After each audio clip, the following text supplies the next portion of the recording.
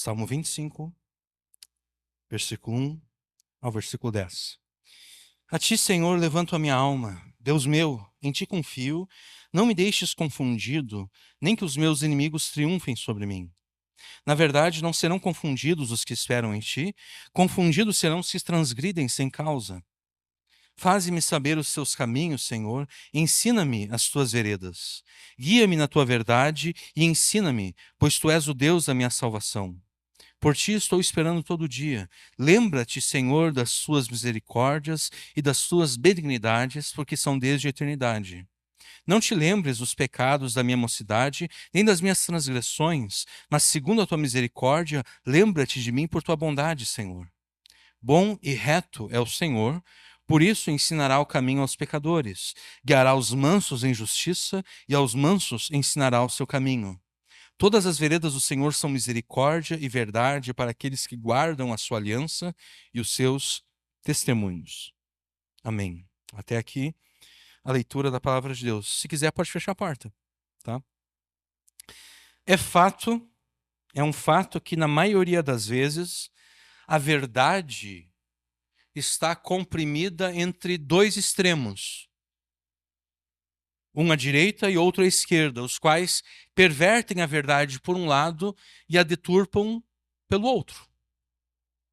Considere, por exemplo, o antinomianismo. Talvez você nunca ouviu essa palavra, mas nós vamos entender essa palavra nessa noite, porque ela é uma palavra importante. Considere o antinomianismo, por um lado, e o legalismo, por outro. Do grego, anti, contra, e nomos, lei, o antinomiano, no contexto da fé cristã, é aquele indivíduo que se opõe à lei de Deus. Ele se coloca contra os mandamentos de Deus. Mas não pense que o antinomiano se opõe à lei de Deus por um motivo maléfico. Não. É por um motivo até justo.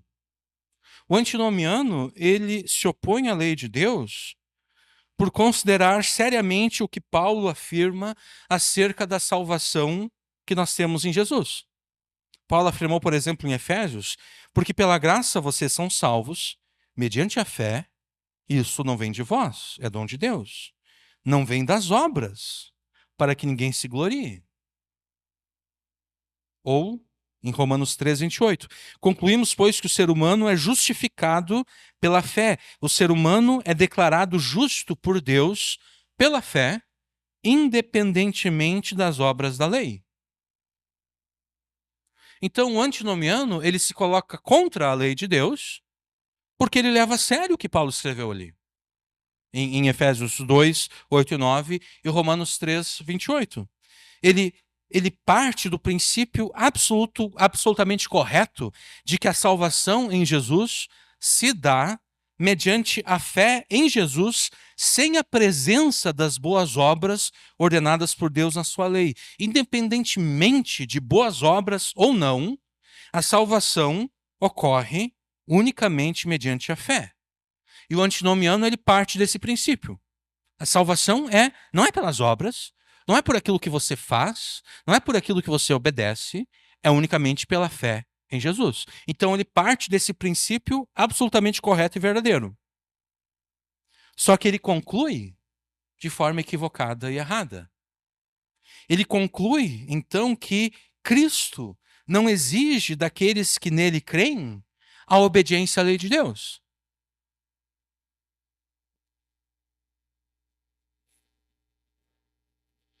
O antinomiano diz: se a salvação não é pelas obras, se a salvação é apenas pela fé, sem qualquer obra, isso quer dizer que Jesus não exige daquele que crê nele obediência. Porque a salvação é pela fé, não pelas obras. O antinomiano, ele destrói todas as distinções entre a causa e os efeitos da salvação.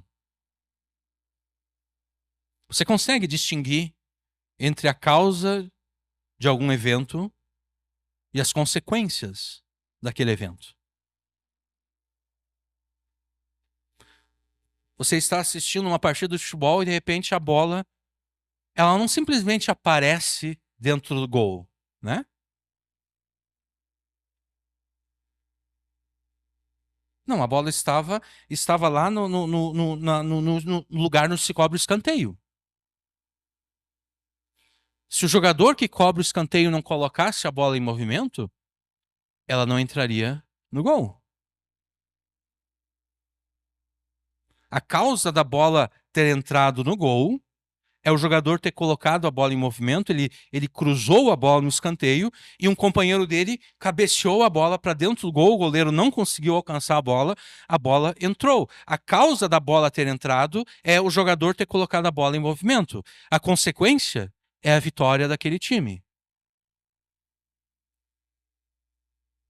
Então, existe essa distinção entre as causas ou a causa de algum evento e as consequências daquele evento.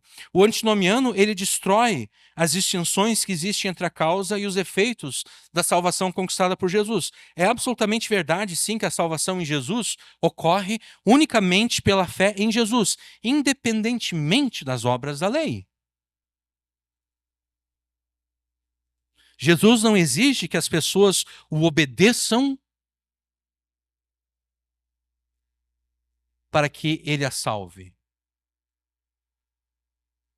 Não. A salvação se dá unicamente pela fé em Jesus. A única obediência que a pessoa deve prestar a Jesus para ser salva é crer nele. Crer nele com arrependimento de pecados.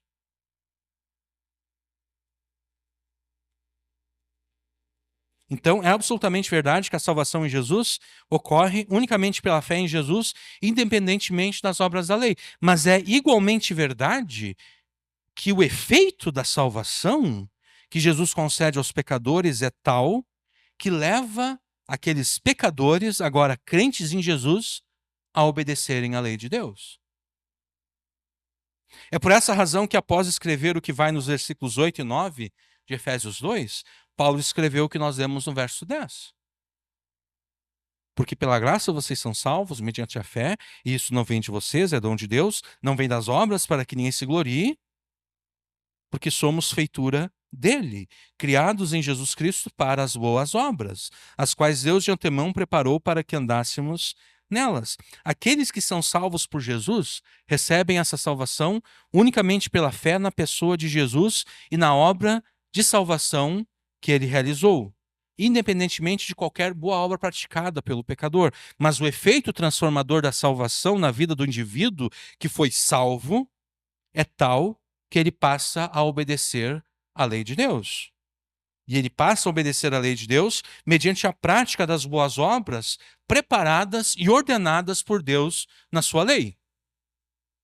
Porque quando Paulo escreve aqui que nós somos feitura, nós somos criação de Deus, criados em Cristo Jesus para as boas obras, as quais Deus de antemão preparou para que andássemos nelas, onde foi que Deus preparou de antemão as boas obras para que nós andássemos nelas?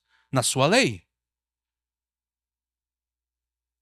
Foi ali, foi na sua lei, que Deus de antemão preparou as boas obras para que nós andássemos nelas. É por essa razão que em Romanos 3, depois de concluir que o indivíduo é justificado unicamente pela fé, independentemente das obras da lei, em vez de afirmar que a fé em Jesus anula a lei, Paulo claramente afirma que a fé em Jesus confirma a lei de Deus. Concluímos, pois, que o ser humano é justificado pela fé, independentemente das obras da lei. Isso é o versículo 28, aí eu pulo para o versículo 31. Anulamos, então, a lei por meio da fé? Paulo pergunta. De modo nenhum. Pelo contrário, confirmamos a lei. E de que modo aqueles que creem em Jesus confirmam a lei de Deus?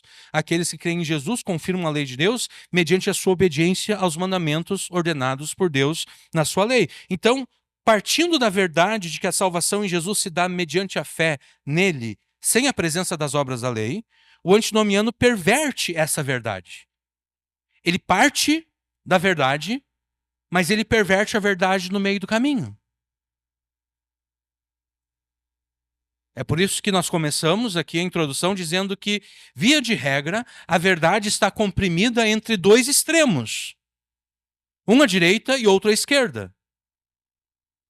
Aquele que está à direita perverte a verdade e aquele que está à direita deturpa a verdade.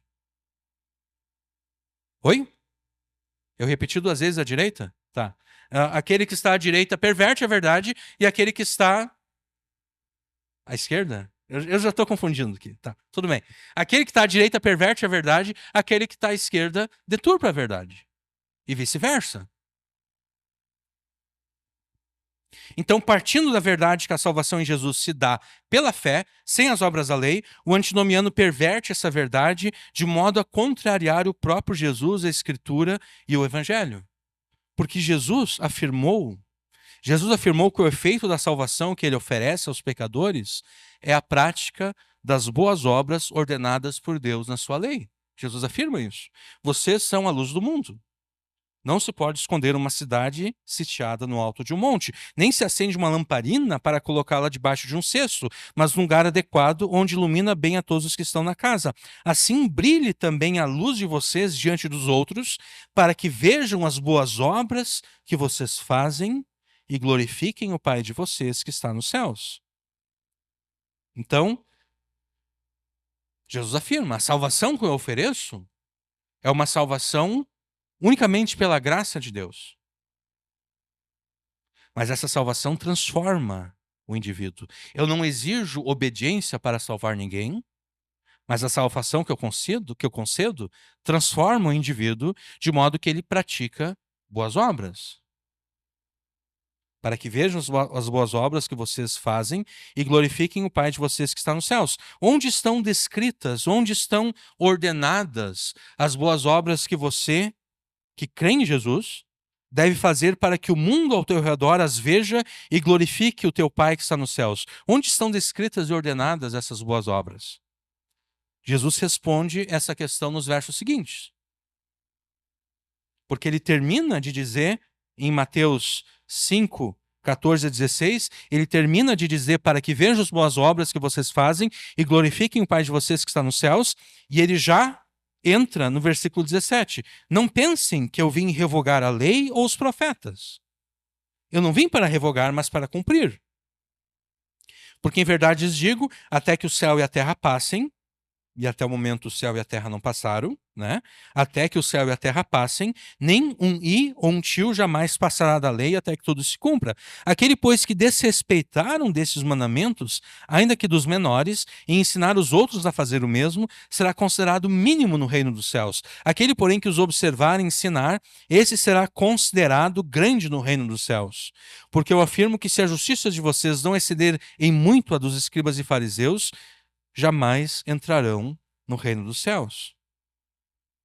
Então o antinomiano, ele destrói, ele deturpa a verdade por um lado. Ele parte da verdade, mas ele logo no meio do caminho ele deturpa aquela verdade. O legalista, ele faz a mesma coisa, mas ele faz de uma forma diversa. Ele faz o caminho inverso. O legalista, ele também destrói as distinções entre a causa e os efeitos da salvação conquistada por Jesus. Mas ele faz isso na ordem contrária. Partindo da verdade que o efeito transformador da salvação em Jesus concede aos pecadores a capacidade de obedecerem a Deus, partindo dessa verdade, de obedecerem à lei de Deus, o legalista conclui, de forma errada e equivocada, que as boas obras que ele pratica de algum modo, contribuem para a sua salvação. Então, o legalista é o oposto do antinomiano. O antinomiano diz a salvação é apenas pela fé, então aquele que crê não precisa obedecer. O legalista, ele diz o seguinte, não, aquele que crê, aquele que é salvo, ele vai ser levado a obedecer à lei de Deus. Isso quer dizer, então, que a minha obediência contribui para a minha salvação. Não é apenas a minha fé que me salva, é a minha fé, mas mais as minhas obras.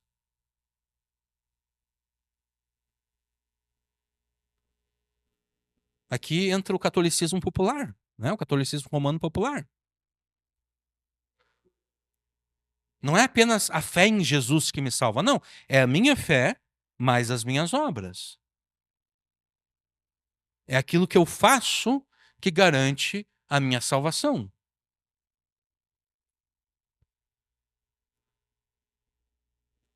E aqui eu quero fazer um pequeno à parte. Se não é verdade que as boas obras ordenadas por Deus na sua lei não contribuem como causa da salvação, por que é que Jesus, em pelo menos 2 oportunidades, parece sugerir que a vida eterna deve ser alcançada mediante a obediência à lei de Deus? Eu vou pedir que vocês abram comigo em Lucas, capítulo 10. Nós vamos ler um texto interessante aqui.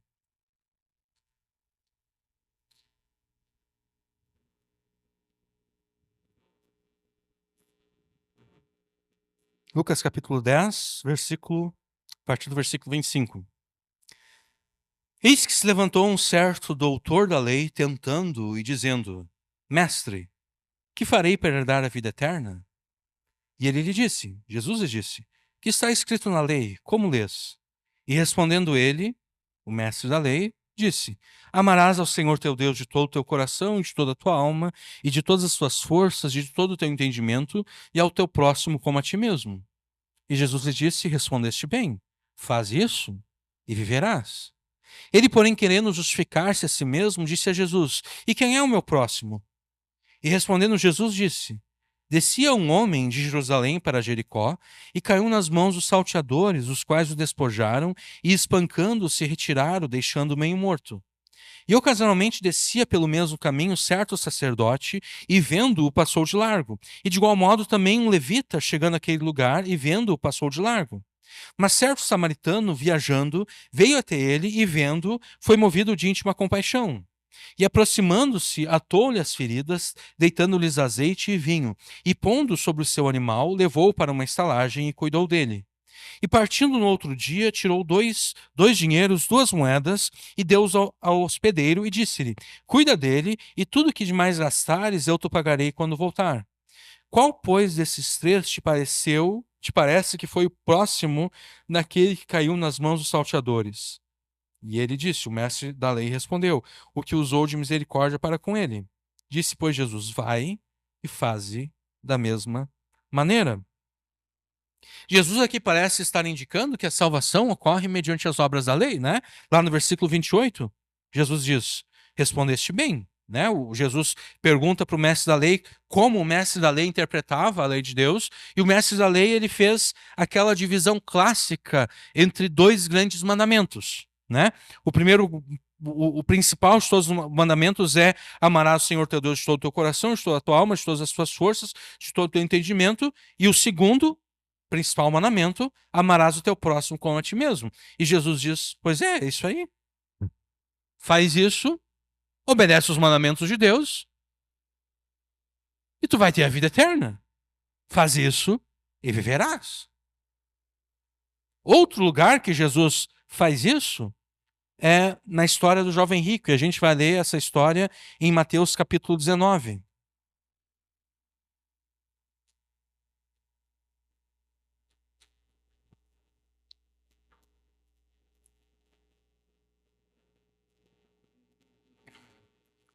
Mateus 19, versículo 16.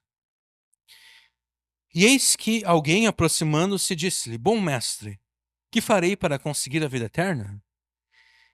E Jesus lhe disse: Por que me chamas bom? Não há bom senão um só, que é Deus. Se queres, porém, entrar na vida, se queres conseguir a vida eterna, se queres herdar a vida eterna, Jesus não disse que tinha que crer nele, né? Se queres entrar na vida, guarda os mandamentos. Disse-lhe ele: Quais? E Jesus disse: Não matarás, não cometerás adultério, não furtarás, não dirás falso testemunho, honra teu pai e tua mãe e amarás o teu próximo como a ti mesmo. Disse-lhe o jovem: Tudo isso tenho guardado desde a minha mocidade. Que me falta ainda? Disse-lhe Jesus: Se queres ser perfeito, vai, vende tudo o que tens e dá-o aos pobres, e terás um tesouro no céu. E vem e segue-me. E o jovem, ouvindo essa palavra, retirou-se triste, porque possuía muitas propriedades. Aparentemente, aqui Jesus está concordando com o legalista. Aparentemente que Jesus está concordando, não, não. A vida eterna não é só fé, a vida eterna é obediência, tu tem que obedecer os mandamentos. Se queres entrar na vida, se queres receber a vida, obedece os mandamentos. Mas, de fato, Jesus não está concordando aqui com o legalista. O que Jesus está fazendo aqui é usando uma estratégia evangelística. Uma estratégia evangelística que todos nós deveríamos usar, na verdade. Jesus, nessas duas ocasiões, está lançando mão do chamado primeiro uso da lei. Primeiro uso da lei. Lei, obviamente, é a lei de Deus, né? O primeiro uso da lei de Deus, que é o uso pedagógico. A teologia herdeira da reforma protestante do século XVI entende a lei de Deus como tendo três usos principais. O uso pedagógico, que é o que Jesus está usando, tanto lá com o mestre da lei como aqui com o jovem rico. O uso civil e o uso didático. O primeiro uso da lei é o uso pedagógico, e nós vamos dar atenção a ele daqui a pouquinho, tá? O segundo uso da lei é o uso civil, que visa regular a conduta das pessoas na sociedade para coibir o pecado e o crime, ao mesmo tempo que promove a justiça, mesmo entre pessoas não regeneradas, mesmo entre pessoas não nascidas de novo. Esse uso é delineado por Paulo em 1 Timóteo 1, versículos 8 ao 11. Olha o que Paulo afirma: Sabemos que a lei é boa se alguém se utiliza dela de modo legítimo, tendo em vista que não se promulga a lei para quem é justo, mas para os transgressores e rebeldes, para os ímpios e pecadores, para os iníquos e profanos, para os que matam o pai e a mãe, para os homicidas, para os que praticam a imoralidade, para os que se entregam a práticas homossexuais, para os sequestradores, para os mentirosos, para os que fazem juramento falso e para tudo que se opõe a essa doutrina. Aqui Paulo está delineando aquilo que se chama o segundo uso da lei, o uso civil. A lei, ela deve ser usada, a lei de Deus deve ser usada para reprimir aqueles que querem praticar o mal.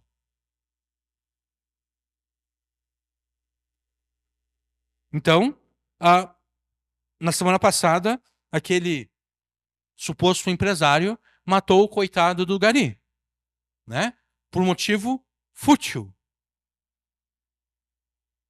Né? O gari não estava atentando contra a vida dele, contra a vida de ninguém. Não, simplesmente o cara, pelo jeito, o cara tem um jeito de ser bem prepotente, né? Não gosta de ser contrariado. Ele se irritou por um motivo fútil, pegou a arma que pertencia à esposa e atirou no coitado do gari e matou o gari. A lei de Deus existe e deveria ser usada pela sociedade para coibir esse tipo de crime. A lei de Deus deveria ser promulgada no Brasil de modo que todos os assassinos serão punidos com a morte. Certamente esse cara pensaria duas vezes em sacar a arma e atirar, né? Se a lei brasileira concordasse com a lei de Deus que condena à morte os assassinos. O cara pensaria, não, peraí. Eu sei que eu sou um cara prepotente, me irrito por qualquer coisa, mas não vale a pena morrer por esse gari, né? Não vale a pena eu matá-lo e depois eu vou morrer também, porque eu vou ser condenado. Então é melhor não fazer isso. Esse é o uso civil da lei. E Paulo delinea esse uso em 1 Timóteo 8:11. A lei, Paulo escreve, a lei não é para quem é justo, a lei é para os transgressores, para os rebeldes, para os ímpios, para os pecadores. E se vocês notarem aqui, Paulo está seguindo mais ou menos a lista dos 10 mandamentos. Né? Os primeiros pecados lidam com Deus, né? Transgressores, rebeldes, ímpios, pecadores, iníquos, profanos. E daí já entra no mandamento de honrar pai e mãe, aqueles que matam pai e mãe. Entra no mandamento de não matarás, os homicidas. Entra no mandamento de não adulterarás, os que praticam imoralidade, os que praticam também atos homossexuais, as práticas homossexuais. Não roubarás, sequestradores, pessoas que não se contentam em roubar o bem, mas roubam pessoas, sequestradores. Para os mentirosos, para os que prestam falso juramento e para tudo que se opõe a essa doutrina. Esse é o segundo uso da lei. O terceiro uso da lei é o seu uso didático, pelo qual o crente em Jesus é guiado em uma vida de santidade e obediência a Deus. Porque para aquele que foi regenerado pelo Espírito Santo, aquele que nasceu de novo, para essa pessoa, a lei de Deus não é mais um jugo de condenação. Para essa pessoa, a lei é algo agradável, é a expressão da vontade boa, agradável e perfeita para a sua vida. E é por isso que o João, o apóstolo João, escreve na sua epístola que os mandamentos de Deus não são pesados. Por quê? Porque a pessoa foi regenerada pelo Espírito Santo.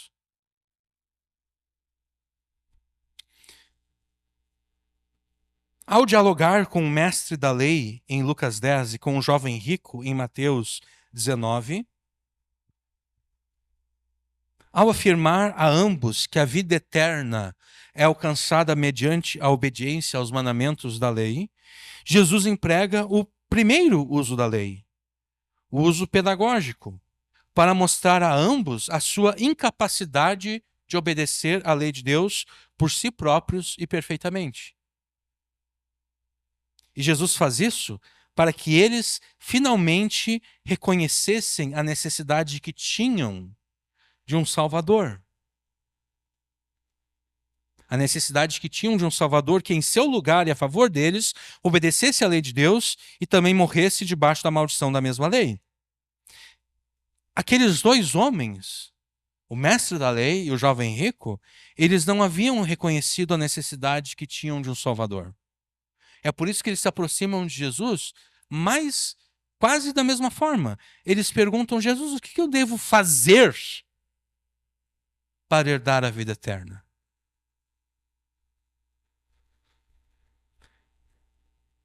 Eles não percebem a necessidade que tem de um Salvador. Eles acham que podem salvar a si próprios.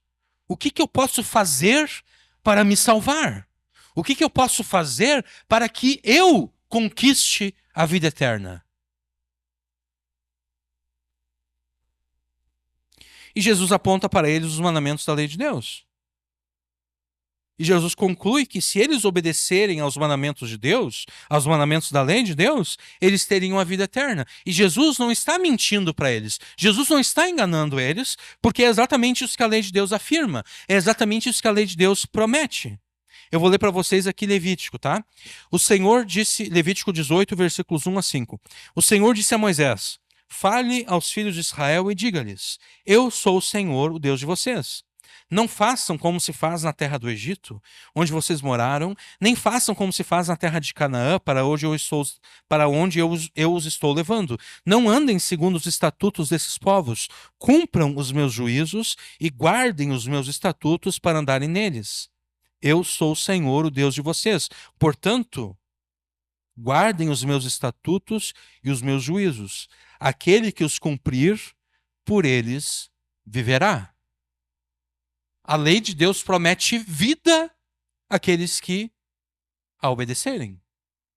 E é isso que Jesus faz, é isso que Jesus fala para o jovem rico e para o mestre da lei. Vocês querem a vida eterna? Obedeçam a lei. Porque a lei promete vida àqueles que obedecerem à lei. Guardem os meus estatutos, os meus juízos, aquele que os cumprir, por eles viverá. Eu sou o Senhor. Paulo repete isso em Romanos 10:5. Moisés descreve assim a justiça que procede da lei. Aquele que observar os meus preceitos, por eles viverá. Deus promete vida eterna a qualquer que obedecer aos mandamentos da sua lei. Mas não é qualquer tipo de obediência. Não é aquela obediência que atinge o nível de 95%, ou nem mesmo de 99%. É aquela obediência que tem um nível de 100%. É 100% de obediência. Não é qualquer obediência que Deus aceite, que Deus aceita. Deus não aceita uma obediência que fique aquém da obediência perfeita e completa.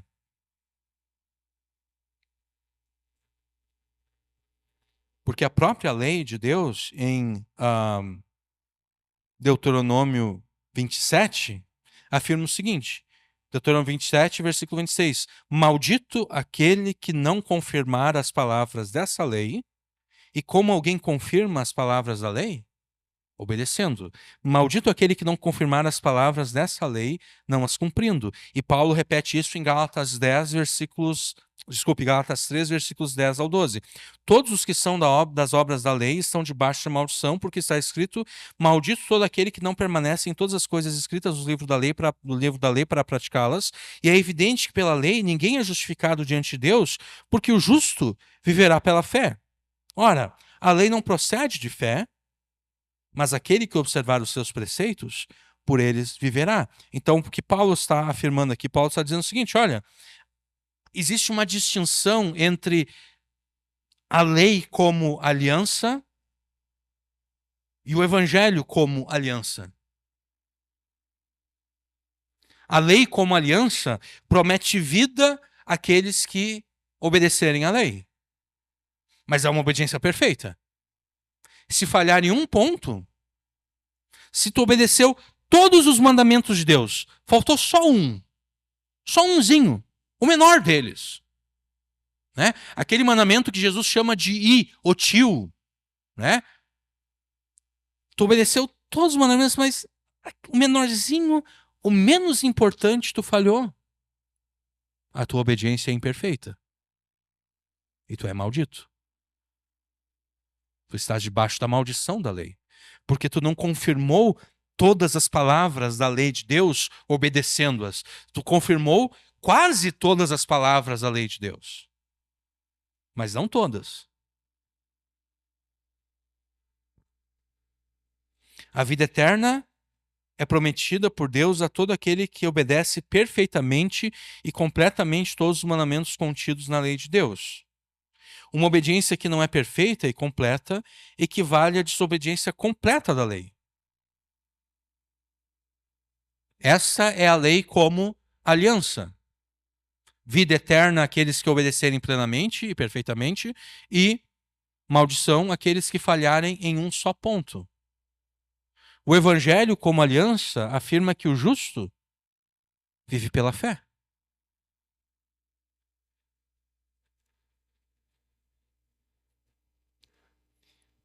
Uma obediência que não é perfeita e completa equivale à desobediência completa da lei de Deus, porque conforme Tiago afirma, assim como Deus não pode ser dividido, a lei de Deus não pode ser dividida. Quem guarda toda a lei, mas tropeça em um só ponto, se torna culpado de todos os pontos da lei, porque aquele que disse não cometa adultério, também ordenou não mate.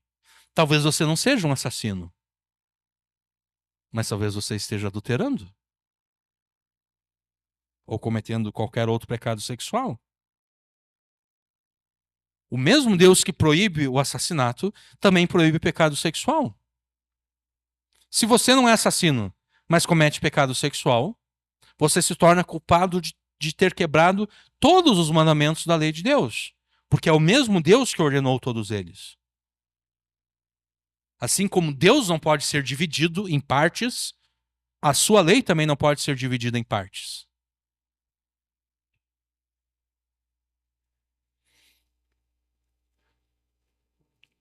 Agora, Vamos voltar aqui para o mestre da lei, tá? O mestre da lei, ele chega para Jesus, nem vamos considerar que ele está querendo pôr Jesus à prova, nem vamos considerar isso, tá? Ele chega para Jesus e ele pergunta a Jesus, o que eu posso fazer para herdar a vida eterna? Jesus pergunta, tá bom, tu é mestre da lei, né? Tu entende da lei de Deus. Como é que o que está escrito na lei? Como é que tu interpreta a lei de Deus? E ele diz, olha, a lei de Deus, ela pode ser resumida em dois grandes mandamentos: amar a Deus com tudo aquilo que nós somos, né? Amar a Deus com todo o coração, toda a alma, todas as forças, todo o entendimento, e amar o próximo como a si mesmo. Né? Porque assim como eu não quero que alguém roube de mim, eu também não devo roubar. Assim como eu não quero que ninguém minta para mim ou minta acerca de mim, eu também não devo mentir para ninguém ou acerca de ninguém. Né? Assim como eu não quero que ninguém me traia, eu também não devo trair ninguém.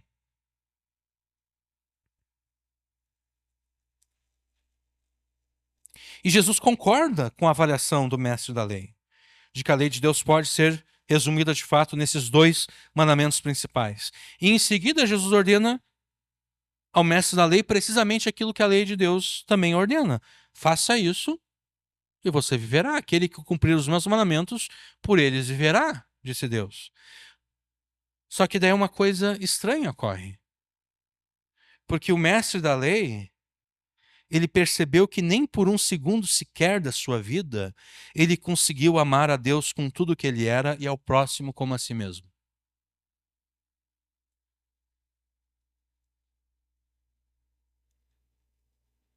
Quando Jesus diz, faz isto e viverás, ele percebeu que nem por um segundo sequer de toda a sua vida, ele de fato amou a Deus com tudo o que ele era e ao próximo como a si mesmo. Ele percebeu a sua falha em obedecer perfeita e completamente à lei de Deus. Mas infelizmente, em vez de reconhecer a necessidade que ele tinha de um Salvador, ele tentou justificar-se a si mesmo, como quem diz: bom, eu ainda não amei o meu próximo, o próximo como a mim mesmo, porque eu não sei quem é o meu próximo, Jesus. Quem é o meu próximo, Jesus? Ele tentou justificar a si mesmo. Ele disse, bom, eu não tenho culpa de não ter obedecido, de não ter amado o próximo como a mim mesmo, porque eu não sei quem é o meu próximo, Jesus. Quem é o meu próximo, Jesus? E a situação espiritual do jovem rico aqui é semelhante ao do mestre da lei. Diante da pergunta levantada pelo jovem rico, Jesus responde que a vida eterna é concedida aos que obedecem aos mandamentos de Deus. E o jovem rico pergunta, tá bom, mas quais mandamentos, Jesus? E Jesus cita a chamada segunda tábua da lei. Na teologia bíblica, normalmente se faz distinção entre a primeira tábua da lei e a segunda tábua da lei. Né? Moisés recebeu duas tábuas, então a primeira e a segunda. Se gosta de afirmar que na primeira tábua estavam os 4 primeiros mandamentos, aqueles mandamentos que dizem respeito a Deus. Né? Não terás outros deuses diante de mim, não farás para ti imagem de escultura, não tomarás o nome do Senhor teu Deus em vão, guardar o sábado, né? Não profanar no sábado. Primeira tábua da lei. E a segunda tábua da lei, aí é honra pai e mãe, é os mandamentos que dizem respeito aos relacionamentos humanos.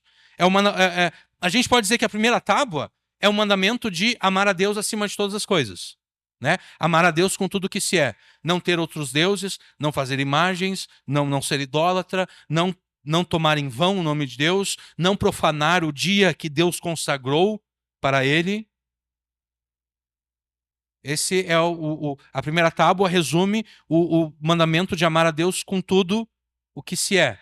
A segunda tábua é amar o próximo como a si mesmo. Então, honrar pai e mãe, não roubarás, não adulterarás, não dirás falso testemunho, e assim por diante. Tá? Jesus, ele não cita a primeira tábua da lei para o jovem rico. Jesus cita a segunda tábua da lei. O jovem rico pergunta, quais mandamentos, Jesus? E Jesus responde, não matarás, não adulterarás, não roubarás, não prestarás falso testemunho, honra teu pai e tua mãe e ame o próximo como a si mesmo. Você sabe por que Jesus ordenou? O jovem rico diz: ah, não, Jesus, tudo isso eu tenho cumprido. Desde a minha mocidade, Jesus.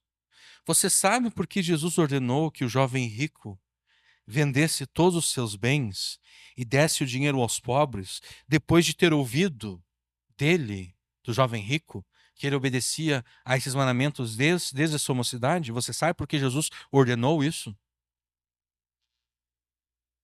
Jesus ordenou que aquele jovem vendesse todos os seus bens e desse o dinheiro aos pobres, porque Jesus sabia que aquele homem, assim como o mestre da lei, aquele homem, nem por um segundo sequer da sua vida, jamais obedeceu perfeita e completamente os mandamentos de Deus que tratam dos relacionamentos humanos.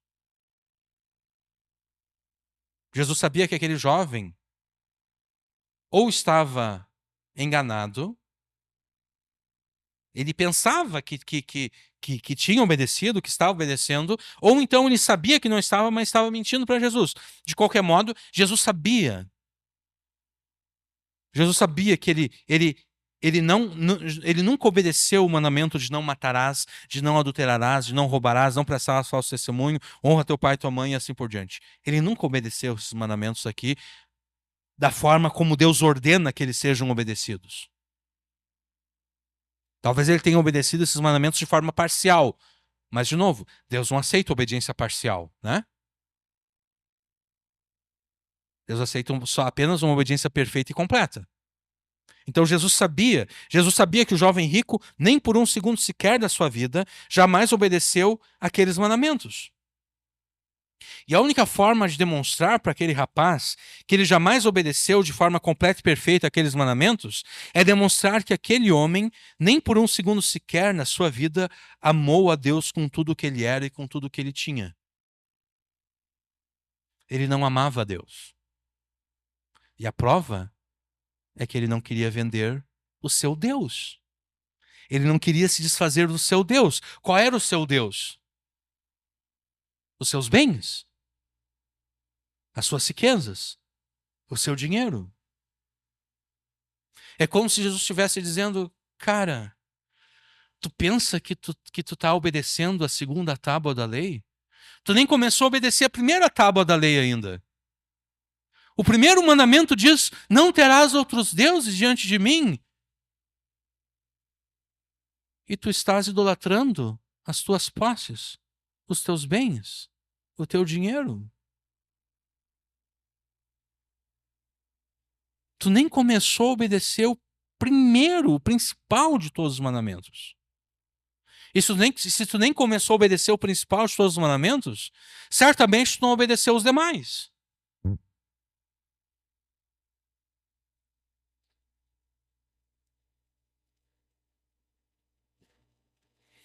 Jesus ordenou que ele vendesse os seus bens e desse o dinheiro aos pobres para demonstrar que ele era idólatra. Porque a avareza é a idolatria, Paulo afirma. Jesus queria demonstrar que aquele rapaz jamais chegou nem perto de obedecer ao maior de todos os mandamentos. Porque pela sua avareza ele se fez idólatra. Ele fez as suas riquezas o seu Deus. Ele não queria abandonar o seu Deus.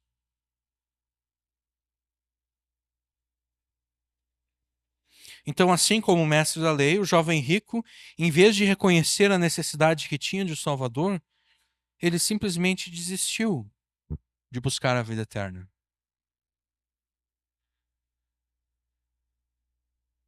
Jesus, ao repetir que a lei ordena e promete, a saber, faça isso e você viverá, Jesus não está concordando com a deturpação que o legalista faz da verdade e do evangelho. Jesus está simplesmente usando a lei como um pedagogo para demonstrar que pessoa alguma é capaz de obedecer à lei de Deus de forma perfeita e completa. E Jesus faz isso, e nós devemos fazer isso, com o objetivo de levar essa pessoa a reconhecer a necessidade que elas têm de um Salvador, que em seu lugar e a seu favor obedeça perfeitamente à lei de Deus e morra debaixo da maldição da mesma lei. E essa expressão aqui, a lei como pedagogo, ela é tirada lá de Gálatas 3. Gálatas 3, eu vou ler para vocês a partir do versículo 19. Logo, para que a lei? A lei foi acrescentada por causa das transgressões, até que viesse o descendente a quem se fez a promessa. O descendente que é o filho de Abraão, Jesus, né? Até que viesse o descendente a quem se fez a promessa, e foi promulgada por meio de anjos pela mão de um mediador. Os anjos é que tomaram as tábuas da lei das mãos de Deus e entregaram nas mãos do mediador, que é Moisés. Ora, o mediador não é de um só, mas Deus é um só. Seria então a lei contrária às promessas de Deus? De modo nenhum. Porque se fosse promulgada uma lei que pudesse dar vida, então a justiça seria de fato procedente da lei. Mas a Escritura encerrou tudo debaixo do pecado, para que, mediante a fé em Jesus, a promessa fosse concedida aos que creem. Mas antes que viesse a fé, estávamos debaixo da tutela da lei e nela encerrados para essa fé que no futuro haveria de ser revelada. De maneira que a lei se tornou o nosso pedagogo. No original grego, Paulo escreveu paidagogos, que é a nossa palavra pedagogo. A lei se tornou o nosso tutor, o nosso professor para nos conduzir a Cristo, porque é a lei que revela o nosso pecado.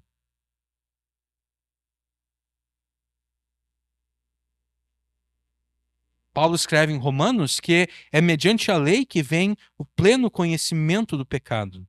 Paulo afirma em Romanos 7 que ele não teria conhecido o pecado a não ser por meio da lei, porque ele não teria conhecido a cobiça caso a lei não tivesse ordenado: não cobice, não cobiçarás. E o 10º mandamento, exatamente esse que ordena não cobiçarás, ele internaliza todos os demais mandamentos. Porque a pessoa pode pensar, não, eu não adultero, mas o seu coração cobiça aquele que não é o seu cônjuge. Eu não roubo, mas o seu coração cobiça os bens do próximo. Eu não sou assassino, mas o seu coração odeia o próximo. Né? João vai dizer que o ódio é assassinato. Aquele que odeia o seu irmão é um assassino, é um homicida. Então, o 10º mandamento, ele internaliza todos os demais, demonstrando que a quebra do mandamento não se dá meramente, não se dá apenas mediante ações no mundo externo. A quebra dos mandamentos ocorre na mente, ocorre no coração. Jesus, sendo verdadeiro Deus e verdadeiro homem, foi o único que obedeceu à lei de Deus nos termos determinados pelo próprio Deus. Foi o único que obedeceu à lei de Deus de forma perfeita e completa. E após ter vivido uma vida inteira de obediência, eu estou vendo que eu não vou terminar a pregação aqui, mas tudo bem. Após ter vivido uma vida inteira de obediência perfeita e completa à lei de Deus, Jesus morreu debaixo da maldição da mesma lei, para que aqueles que nele creem sejam justificados e tenham seus pecados perdoados, para receberem deste modo a salvação eterna, a vida eterna, bênçãos estas nas quais está incluída a regeneração, o novo nascimento, pelo qual o indivíduo é recriado em Jesus para a prática das boas obras ordenadas e preparadas por Deus na sua lei. Então, tanto Jesus quanto a Escritura discordam e condenam por completo tanto o antinomianismo quanto o legalismo. O antinomianismo diz a salvação é apenas pela fé. Então eu creio em Jesus, mas eu não preciso obedecer a Jesus, porque a salvação é pela fé. E se alguém vier em obediência àquilo que Jesus ordena em Mateus 18, né? Se teu irmão pecar, vai entre ti e ele só, e repreende o teu irmão.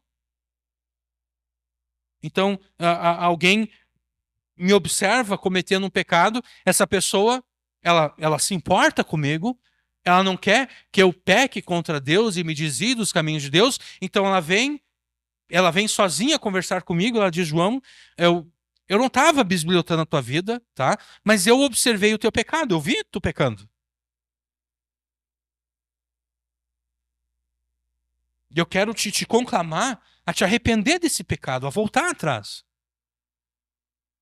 Eu, como antinomiano, o que eu digo? Não, irmão, não. A salvação é pela fé, irmão. Não vem ser legalista para cima de mim, não.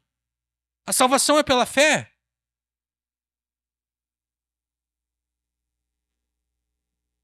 Sim, a causa da salvação é apenas a fé. Mas se eu verdadeiramente fui salvo, eu vou obedecer.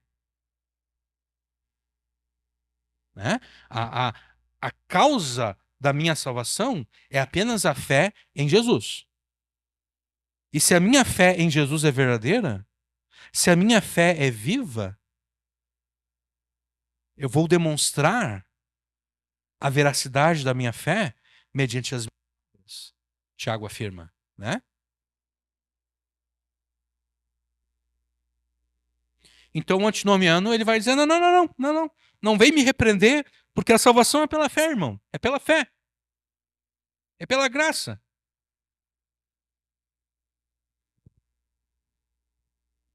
Nós estamos apenas debaixo, nós estamos debaixo da graça, não debaixo da lei, irmão.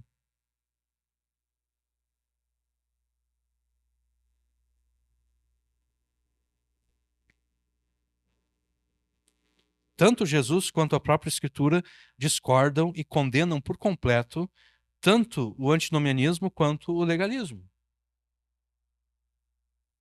Eu não sou salvo por aquilo que eu faço, por aquilo que eu obedeço, porque eu não consigo obedecer da forma como Deus ordena que eu obedeça. Eu preciso que alguém obedeça em meu lugar. Eu preciso de Jesus, porque Jesus veio e obedeceu a lei de Deus em meu lugar. E eu preciso também que alguém morra debaixo da maldição da lei. Eu quebrei a lei de Deus e a maldição da lei de Deus está sobre mim. Eu preciso que aquele que vai obedecer a lei de Deus em meu lugar de forma perfeita também morra debaixo da maldição da lei, para que a maldição da lei seja tirada de sobre mim. E esse é Jesus.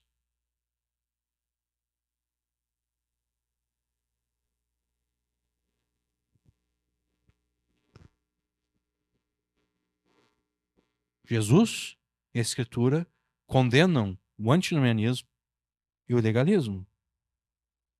Então perceba que a verdade com respeito à salvação conquistada por Jesus, ela está, por assim dizer, comprimida, né?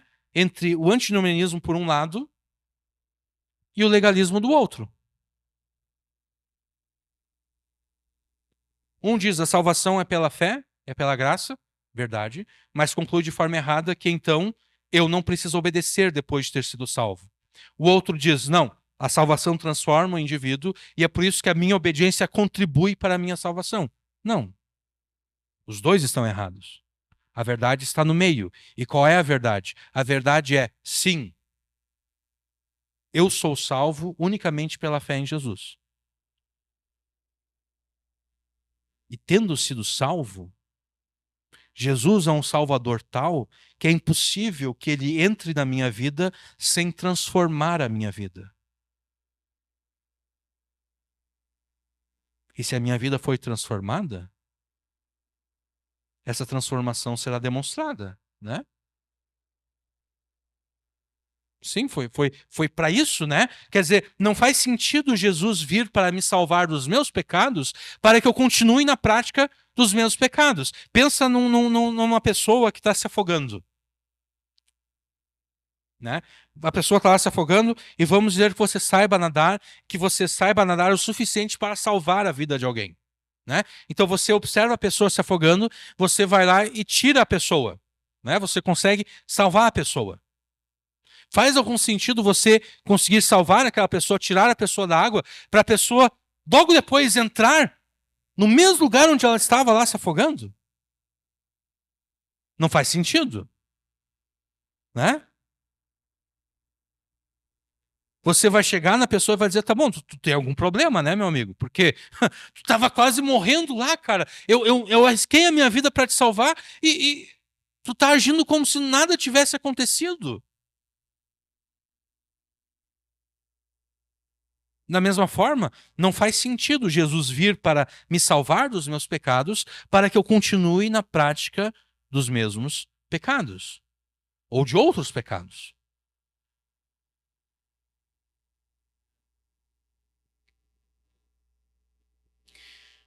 Eu vou aqui até onde dá, tá bom?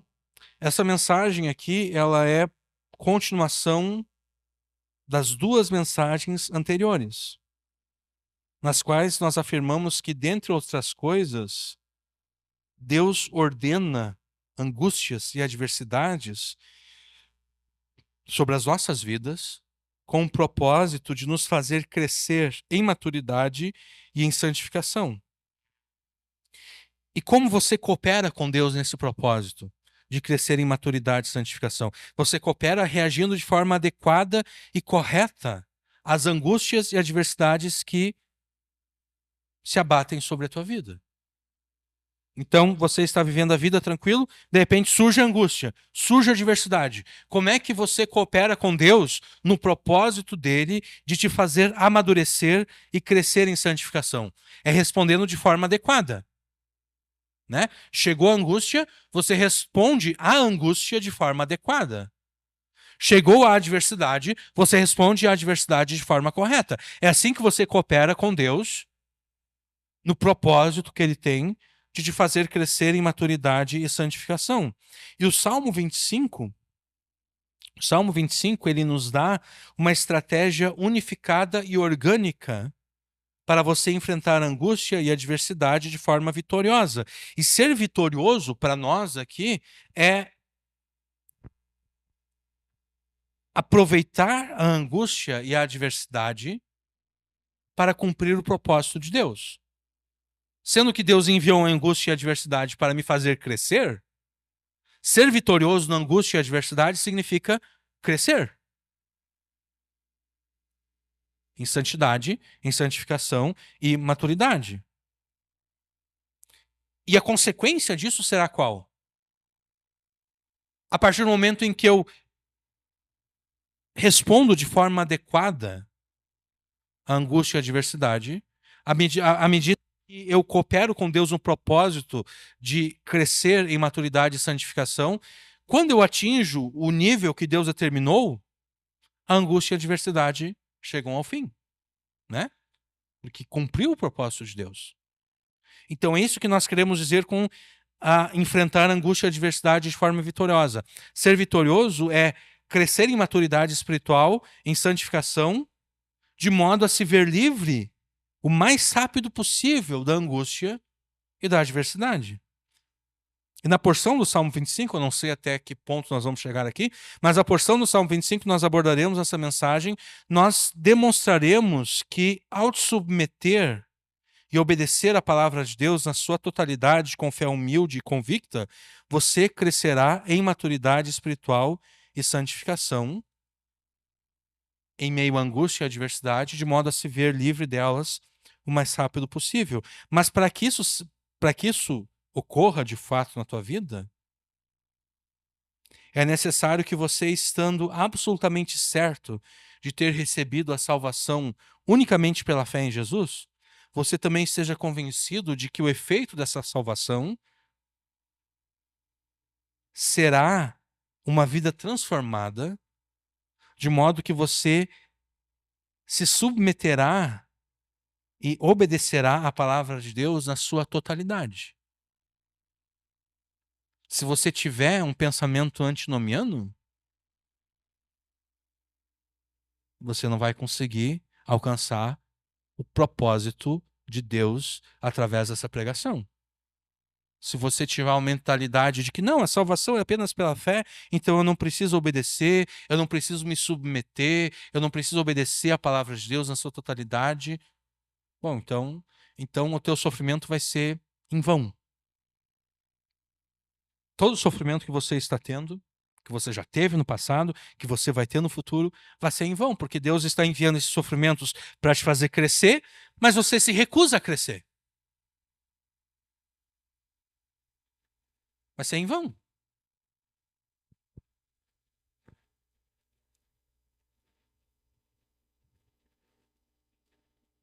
Para que você cresça em maturidade e santificação, é necessário que, tendo rejeitado o legalismo, você também rejeite o antinomianismo.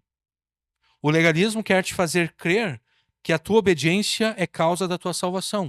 O antinomianismo quer te fazer acreditar que a salvação em Jesus não transforma a tua vida.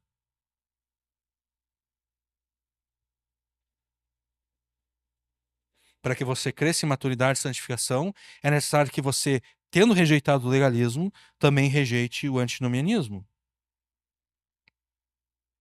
Em meio à angústia e à adversidade, te submeta e obedeça a palavra de Deus na sua totalidade, com fé humilde e convicta. A gente pode voltar rapidamente para o Salmo 25, vamos ver até onde a gente consegue chegar aqui nessa pregação. Salmo 25, vocês sabem que nas pregações passadas nós abordamos já dos versículos 1 até o 7, tá? E nós ressaltamos nessas pregações que em meio à angústia e à adversidade, você deve orar a Deus com fé perseverante, com fé ensinável e contrita, ao mesmo tempo que espera em Deus com fé obediente. E, obviamente, nós não repetiremos tudo isso, porque você pode facilmente ouvir novamente essas mensagens. Nosso objetivo aqui é tratarmos nos versos 8 até o 10. Tá? Os versos 8 até o 10, a partir dos quais nós extrairemos o quarto ponto do Salmo 25, que é que você deve completa submissão e obediência à palavra de Deus. Na pregação passada, nós afirmamos que você deve pedir que Deus te ensine o seu caminho e a sua verdade, né? E você deve fazer essa oração com confiança, porque nos versos 8 e 9 do Salmo 25, a bondade e a retidão de Deus são tais que ele ensina o seu caminho aos pecadores e guia os humildes e mansos na sua justiça. Versículo 8 e versículo 9. Bom e reto é o Senhor, por isso ensinará o caminho aos pecadores, guiará os mansos em justiça e aos mansos ou aos humildes ensinará o seu caminho. Os pecadores, ao darem atenção a Deus, quando Deus lhes aponta o caminho, são por Deus transformados em pessoas humildes, né? Bom e reto ao Senhor, por isso aponta, por isso ensinará o caminho aos pecadores. Os pecadores, quando eles dão atenção a Deus, quando eles dão atenção ao que Deus está apontando, ao que Deus está ensinando, eles são transformados por Deus em pessoas humildes, pessoas mansas, em pessoas que guardam a sua aliança e os seus testemunhos. Versículo 10. Todas as veredas do Senhor são misericórdia e verdade para aqueles que guardam a sua aliança e os seus testemunhos. Quem são esses que guardam a aliança de Deus? Quem são esses que guardam os testemunhos de Deus? São aqueles pecadores, no versículo 8, que foram transformados por Deus, eles deram atenção ao que Deus está ensinando, e então eles foram transformados por Deus em pessoas mansas, em pessoas humildes, e são esses que guardam a aliança. São esses que guardam os testemunhos de Deus. E Deus concede misericórdia e verdade sobre esses humildes e mansos que guardam a sua aliança e os seus testemunhos. E eu quero chamar a atenção de vocês aqui para a palavra aliança, no versículo 10. Na verdade, para duas palavras, aliança e testemunhos. Em pregações passadas, nós mencionamos que ao longo da história da redenção, se você já leu a Bíblia, você deve ter percebido isso. Se você já leu o Antigo Testamento, você deve ter percebido isso. Ao longo da história da redenção, Deus estabeleceu várias alianças. Em Gênesis 3,15, Deus proclamou pela primeira vez o Evangelho. E ali, os teólogos gostam de afirmar que ali Deus estabeleceu o pacto da graça. Antes do pacto da graça, antes de Gênesis 3,15, Deus havia estabelecido o pacto das obras. Por que pacto das obras? Porque Deus havia condicionado a vida eterna à obediência de Adão, né? Deus disse a Adão, olha só, Tá vendo toda essa criação aqui? Toda essa criação aqui eu quero que tu domine sobre ela. Eu quero que tu governe toda a criação. Toda a minha criação eu estou te colocando debaixo dos teus cuidados. Tá? A única coisa que está fora do teu alcance, Adão, é a árvore do conhecimento do bem e do mal. Só essa árvore está fora da tua jurisdição. Só esta árvore está fora do teu alcance. Todas as demais coisas, tudo que eu criei, seja animais, seja plantas, seja os metais que eu criei que estão na terra, que tu pode minerar eles e construir materiais com eles, tudo que eu criei, Adão, é teu, é para tu dominar isso aqui. A única coisa fora do teu alcance é a árvore do conhecimento do bem e do mal. Deus está prometendo vida a Adão e Deus está condicionando essa vida à obediência de Adão. Por isso, pacto das obras. E esse pacto das obras, depois, ele é reeditado na lei de Deus, né? Conforme nós observamos antes, Deus diz, faze isso e viverás. Aqueles que obedecerem os meus estatutos, eles vão viver por eles. O pacto das obras, lá no Jardim do Éden, ele é reeditado na Aliança do Sinai.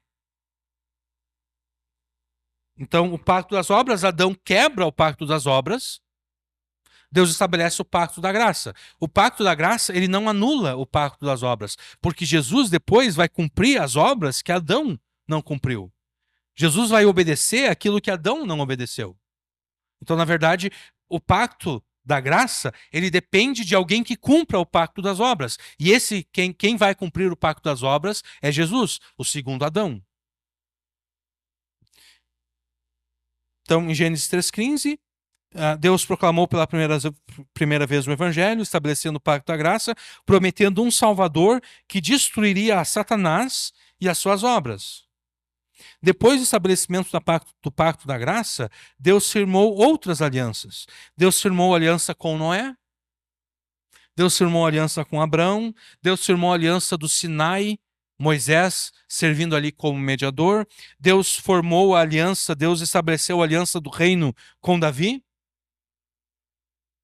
Deus disse para Davi, olha Davi, sempre vai ter um filho teu que vai se assentar sobre o teu trono e vai ter um filho teu específico que ele vai se assentar sobre o teu trono e o reino dele será eterno, jamais terá fim.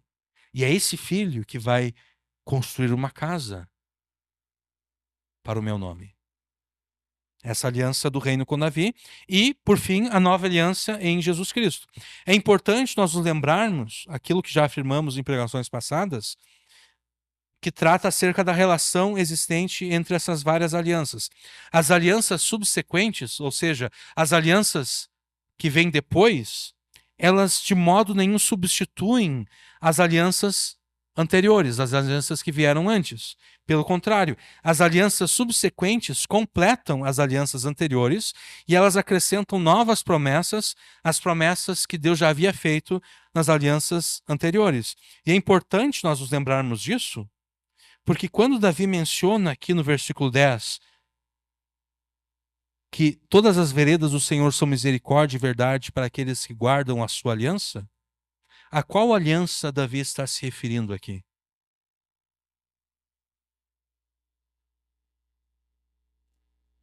Ele está se referindo à aliança que Deus fez com Noé?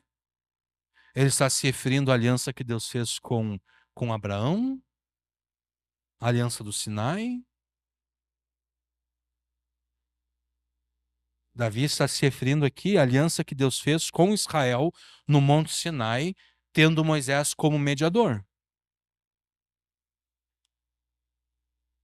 Então é importante nós entendermos a relação que existe entre uma aliança e outra, porque Davi está fazendo referência aqui à aliança do Sinai, mas nós não estamos sujeitos à aliança do Sinai, né? Nós estamos sujeitos à nova aliança. Nós somos santos da nova aliança. Nós não somos santos da aliança do Sinai, da antiga aliança. Então nós temos que entender a relação entre as alianças para nós entendermos a nossa relação com o versículo 10 aqui.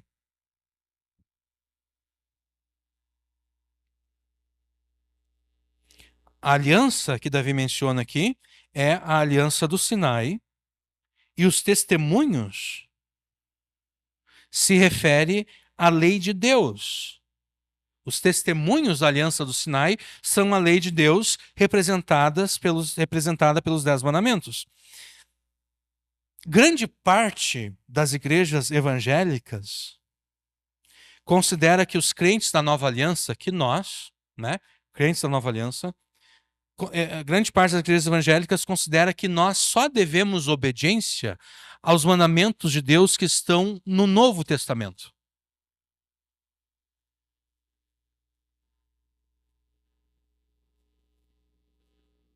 A maioria das igrejas evangélicas, de forma explícita ou implícita, ensina que nós, que somos santos da nova aliança, devemos obediência apenas aos mandamentos de Deus no Novo Testamento. E é por isso que é muito comum a seguinte reclamação: ah, não, mas isso é do Antigo Testamento. Isso é do Antigo Testamento. Essa reclamação, isso é do Antigo Testamento, reflete exatamente esse posicionamento. Nós só devemos obediência aos mandamentos de Deus que estão no Novo Testamento, não no Antigo.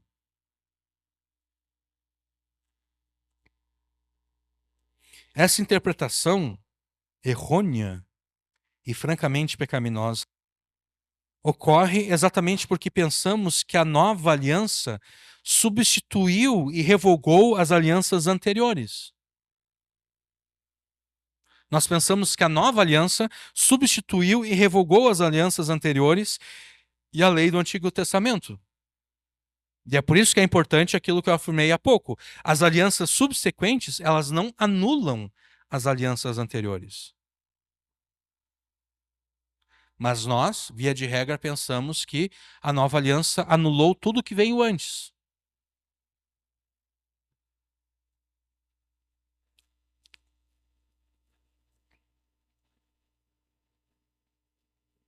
Afirmamos há pouco, de novo, vou repetir. As alianças subsequentes de modo nenhum substituem as alianças anteriores, mas as complementam. Essa afirmação é verdadeira, mas nós devemos adicionar o seguinte: uma aliança posterior, quando uma aliança posterior contém em si o cumprimento de uma promessa feita numa aliança anterior, todos os elementos que apontavam para a promessa contida na aliança anterior, agora cumprida, são encerrados, necessariamente pelo cumprimento. E é por isso que, em um sentido muito restrito, nós podemos dizer sim, que a nova aliança substituiu uma antiga aliança, ou a aliança do Sinai. Mas em que sentido nós podemos fazer essa afirmação? Nós podemos fazer essa afirmação com respeito à provisão que a aliança do Sinai fazia para o perdão dos pecados. Como é que os pecados eram perdoados na aliança do Sinai? Sacrifício de animais, as várias cerimônias que Deus ordena que os sacerdotes deveriam fazer, né? Todas aquelas cerimônias, elas existiam para trazer perdão para os pecados. Mas o escritor de Hebreus afirma que o sangue de animais, o sangue de touros, de bodes, não consegue redimir os pecadores. Ou seja, todas aquelas cerimônias, todos aqueles sacrifícios apontavam para um sacrifício final e último, e único, o sacrifício de Jesus. Então, quando a nova aliança é ratificada com o sangue de Jesus, cumprindo aquilo para o qual os sacrifícios da aliança do Sinai, que a aliança do Sinai tinha para Jesus, esses sacrifícios eles são anulados agora, porque a promessa já foi cumprida, né? Então, a nova aliança substitui a aliança do Sinai, não no sentido de tê-la anulado, mas no sentido de tê-la cumprido naqueles seus aspectos simbólicos e tipológicos que apontavam para a morte de Jesus. E é por isso que, ao tratar da superioridade do sacerdócio de Jesus, o escritor de Hebreus afirma que, ao se fazer mudança de sacerdócio, se faz mudança de lei. Se a perfeição fosse possível por meio do sacerdócio levítico, né, por meio dos sacerdócios, dos sacerdotes pertencentes à tribo de Levi, pois foi com base nele que o povo recebeu a lei, que necessidade haveria ainda de se levantar outro sacerdote, segundo a ordem de Melquisedeque, e não segundo a ordem de Adão? Pois quando se muda o sacerdócio, necessariamente muda também a lei. A mudança de lei aqui, de que fala o escritor de Hebreus, se refere às leis que regulavam o sacerdócio levítico, as leis que regulavam o culto do Antigo Testamento. O culto do Antigo Testamento era um culto altamente simbólico, né? Cerimônias, festas, sacrifícios, candelabros sendo acesos, várias cerimônias, vários sacrifícios, várias ofertas, incenso sendo queimado e assim por diante, né? Quando o escritor de Hebreus afirma que, ao se mudar o sacerdócio da tribo de Levi para de Judá em Jesus, se faz mudança de lei. Mas se faz mudança de lei em que aspecto? No aspecto daqueles mandamentos que diziam respeito a cerimônias e sacrifícios. O escritor de Hebreus deixa bem claro que os demais aspectos da lei promulgada na aliança do Sinai permanecem intactos e obrigatórios. E nós sabemos que essa era a posição do escritor de Hebreus, porque o escritor de Hebreus cita o profeta Jeremias. O escritor de Hebreus cita o profeta Jeremias para mostrar a promessa da nova aliança, que, dentre outras coisas, promete o seguinte: esta é a aliança que farei com a casa de Israel depois daqueles dias, diz o Senhor. Imprimirei as minhas leis na mente deles e as escreverei no seu coração. E eu serei o seu Deus e eles serão o meu povo. Qual o sentido de Deus imprimir as suas leis no coração e mente do seu povo? Se agora Deus vai dizer, bom, mas agora não tem mais validade essas leis. Bom, se não tem mais validade, para que imprimir? Né? As minhas leis, aqui usando a linguagem de Deus, né, imprimirei as minhas leis que Deus afirma que escreverá na mente e coração do seu povo, é a sua lei, revelada ao seu povo por meio de Moisés, resumida nos 10 mandamentos.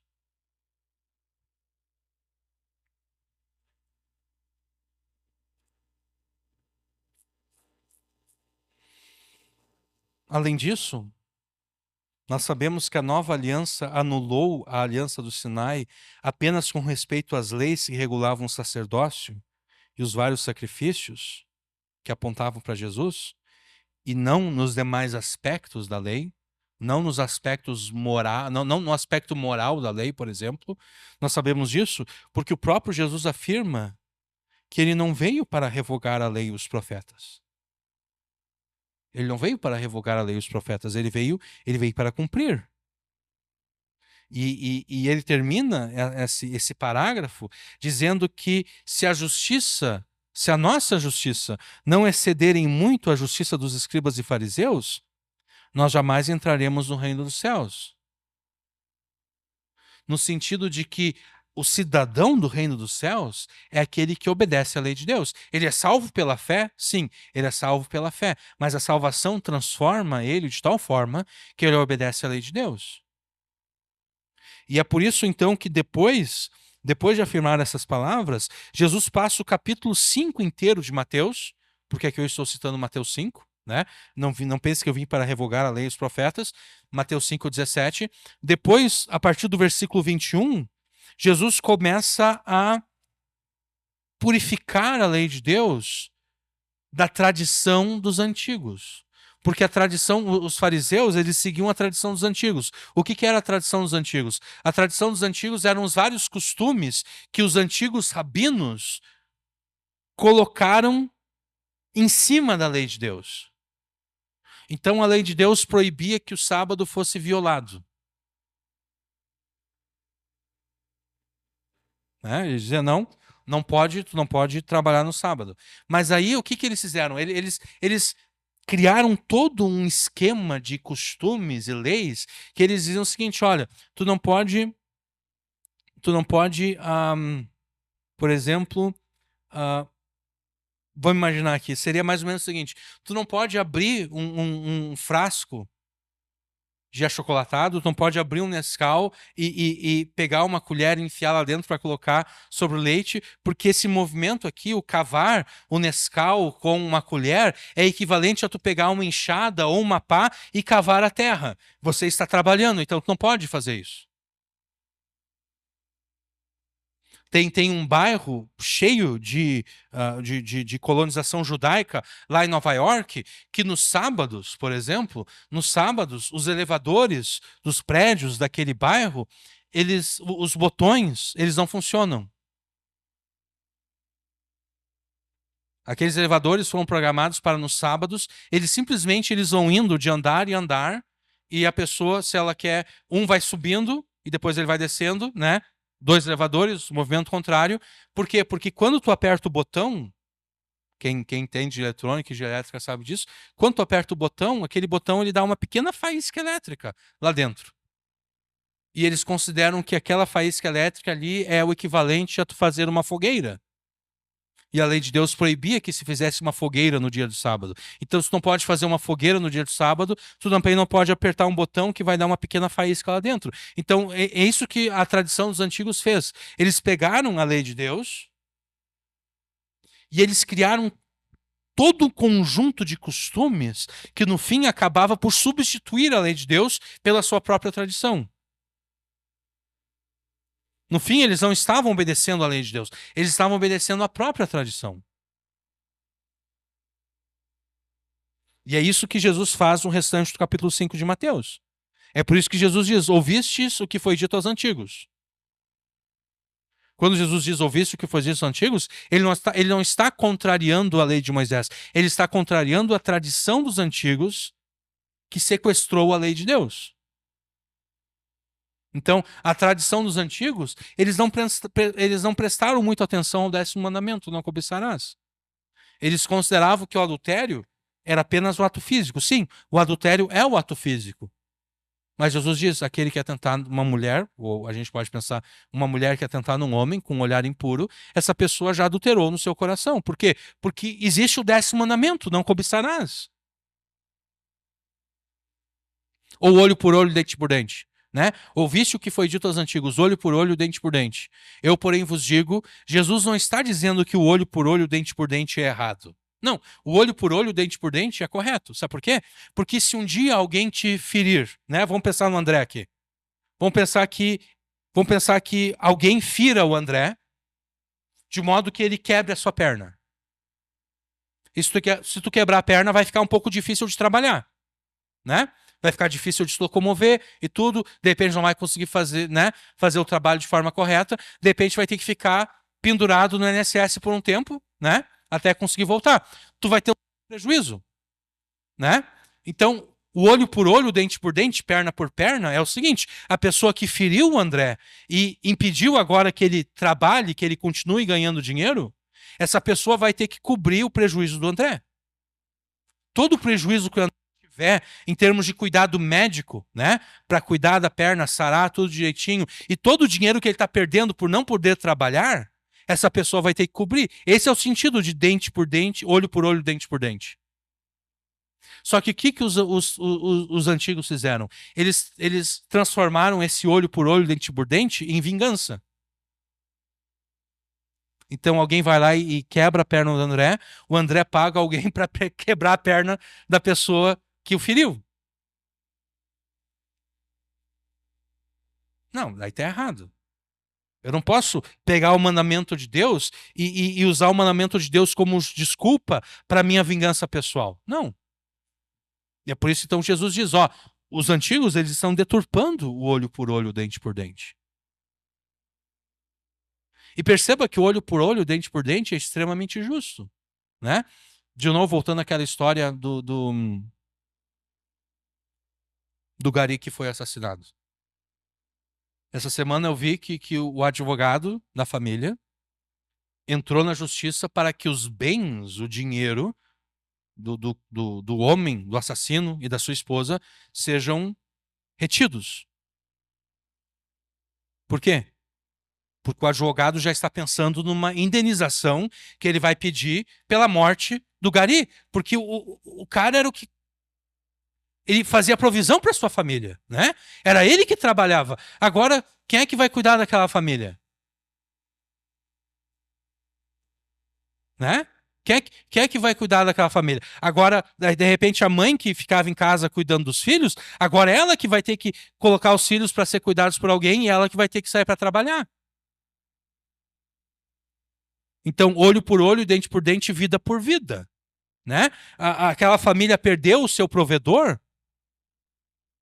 Nada mais justo do que aquele que matou indenize a família.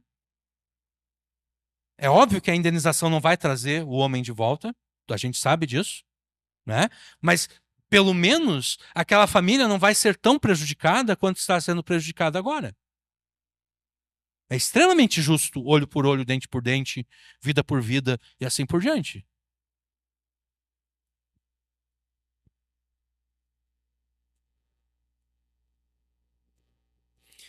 E eu vou terminar com isso. Antes que alguém diga que em Romanos 6,14, eu vou pedir que vocês abram comigo em Romanos 6.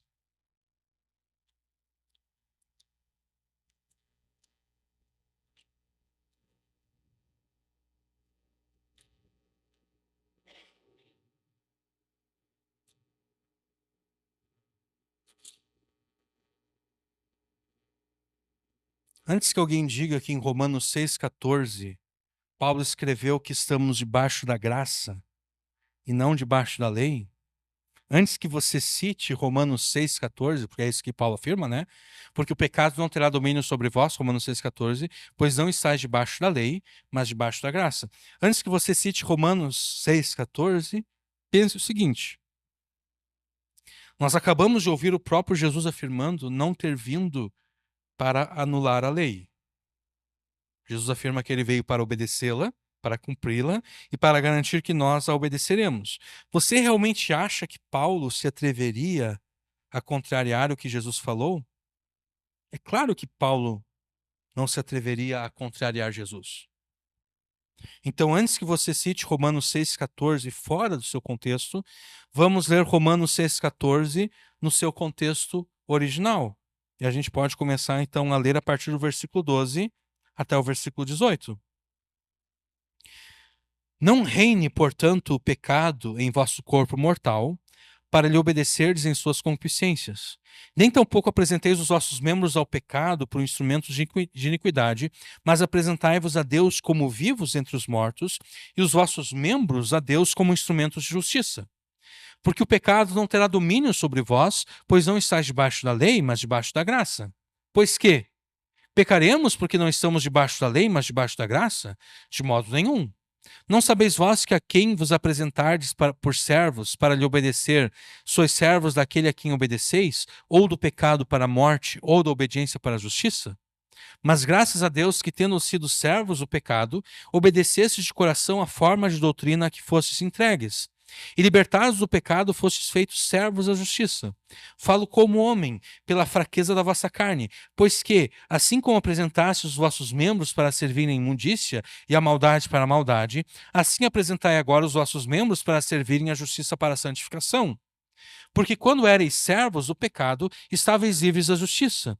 E que fruto tinhais então das coisas que agora vos envergonhais? Porque o fim delas é a morte.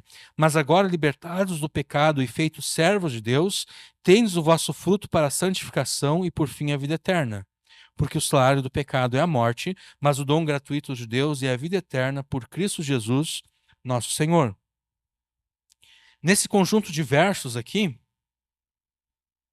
Paulo afirma que aqueles que estão em Jesus Cristo, de modo algum devem apresentar os seus corpos como instrumentos do pecado.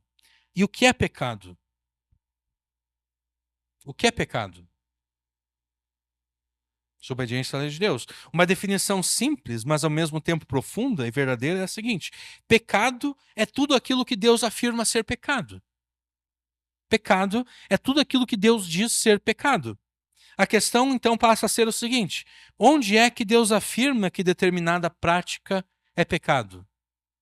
E a resposta é igualmente simples: é na sua lei. É nos mandamentos da lei de Deus que Deus afirma o que é pecado. A mentira só é pecado porque Deus ordena que nós não devemos prestar falso testemunho. Se Deus não tivesse ordenado não prestarás falso testemunho, a mentira não seria pecado. A mentira é pecado porque Deus ordenou: não prestarás falso testemunho. Da mesma forma, o assassinato, o homicídio, só é pecado porque Deus ordena: não matarás. O adultério e outras imoralidades sexuais só são pecados unicamente porque Deus ordena: não adulterarás e assim por diante. Paulo então afirma que nós não devemos apresentar os nossos corpos como instrumentos do pecado. Ou seja, nós não devemos usar os nossos corpos para pecar. Correto? Eu não devo usar o meu corpo, eu não devo usar a minha boca, a minha língua para mentir. Hoje em dia a gente pode dizer: eu não devo usar os meus dedos para mentir, né?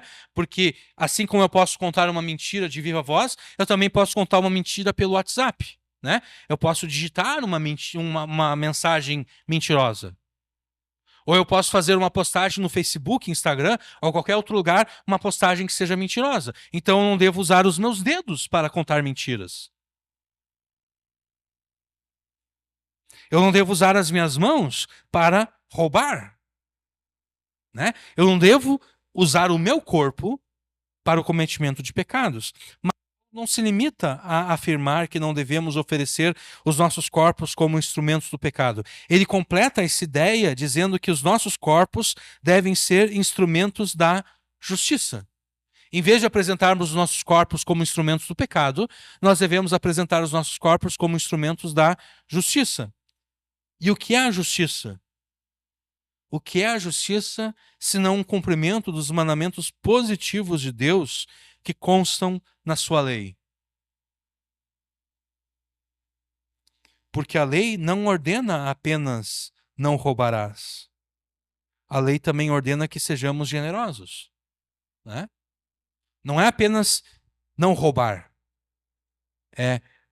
Não, a lei proíbe que eu estenda a minha mão para tirar algo de alguém, mas essa mesma lei também ordena que eu estenda a minha mão para dar àquele que tem necessidade.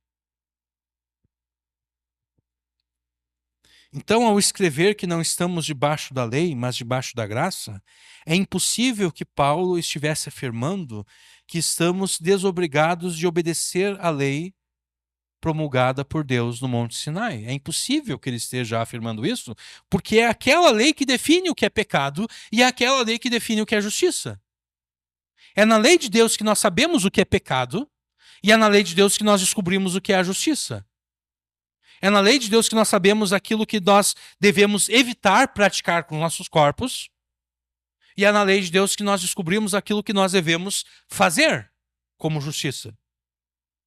Ao escrever que não estamos debaixo da lei, Paulo quer dizer que Paulo quer dizer que nós não estamos debaixo da lei como aliança. Nós não estamos debaixo da aliança da lei. Não é que nós não devemos obediência à lei, nós não estamos debaixo da aliança da lei. Porque a aliança da lei previa o quê? Previa a maldição para todo aquele que não obedecesse perfeitamente à lei de Deus.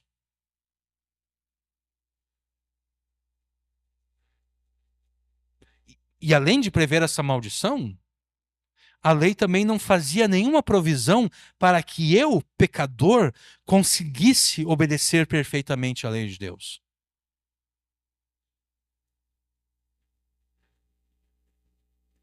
Então, ao escrever que nós não estamos debaixo da lei, Paulo está afirmando que nós não estamos debaixo da lei como aliança.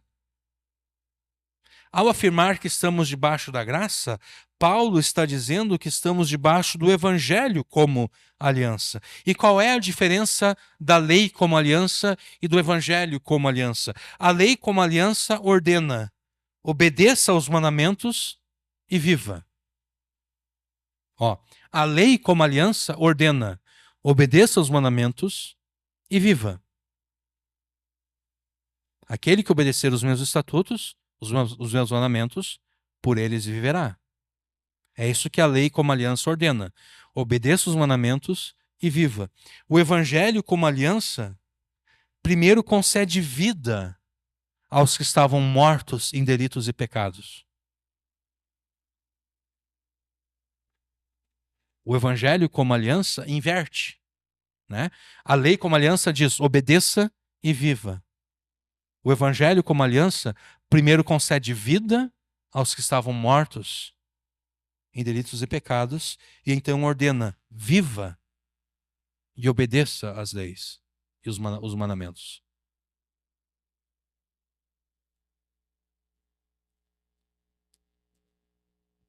A lei como aliança, obedeça aos mandamentos e viva. O evangelho como aliança, viva e obedeça aos mandamentos.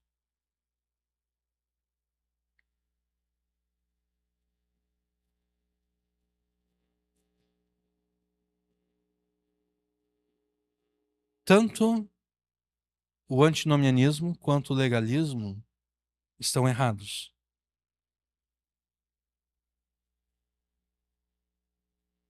O legalismo quer te fazer acreditar que você é salvo por aquilo que você pratica, por aquilo que você obedece. E você realmente seria salvo se conseguisse obedecer. A questão é que você não consegue. A questão é que ninguém consegue. O mestre da lei percebeu que ele nem por um segundo sequer tinha amado a Deus com tudo de si e ao próximo a si mesmo. E o jovem rico não quis abandonar o seu Deus, as riquezas, Mamon. Ele não quis abandonar Mamon. O legalismo quer te fazer acreditar que você é salvo por aquilo que pratica. O antinomianismo quer te fazer acreditar que, tendo crido em Jesus, tendo sido salvo unicamente pela fé em Jesus, você não precisa obedecer, o que também é uma mentira.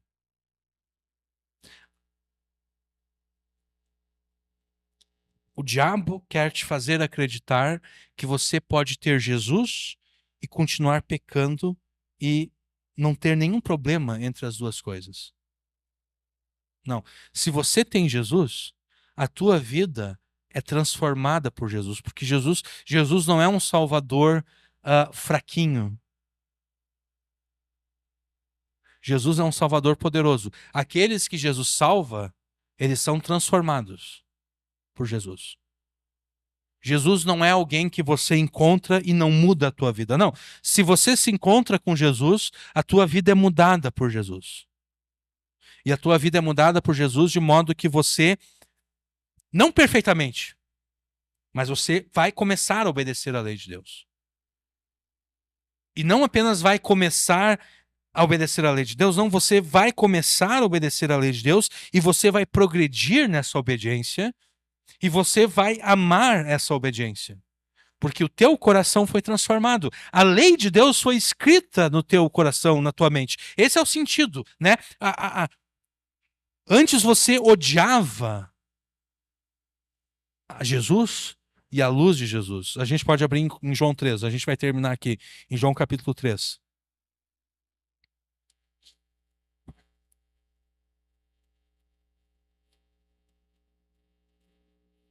João capítulo 3.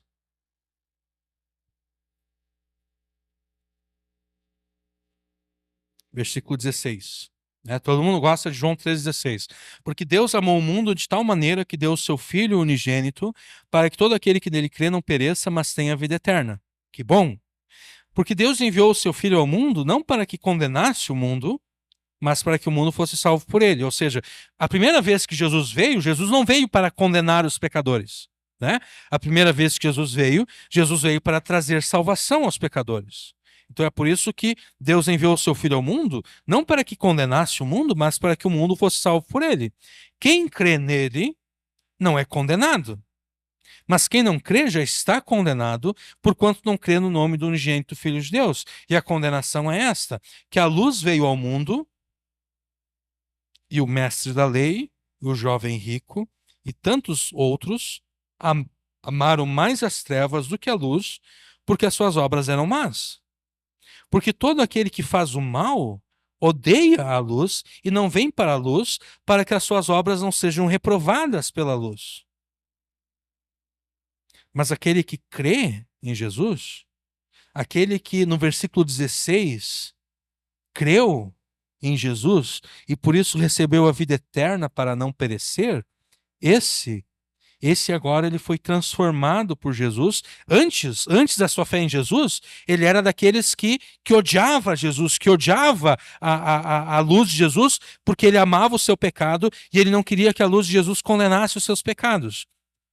Mas agora que ele creu em Jesus, ele foi transformado por Jesus e é por isso que ele pratica a verdade. E é por isso que quanto mais ele pratica a verdade, não que essa prática da verdade seja a causa da sua salvação, mas a consequência dela, quanto mais ele pratica a verdade, mais ele vem para a luz, a fim de que as suas obras sejam manifestas, porque elas são feitas em Deus.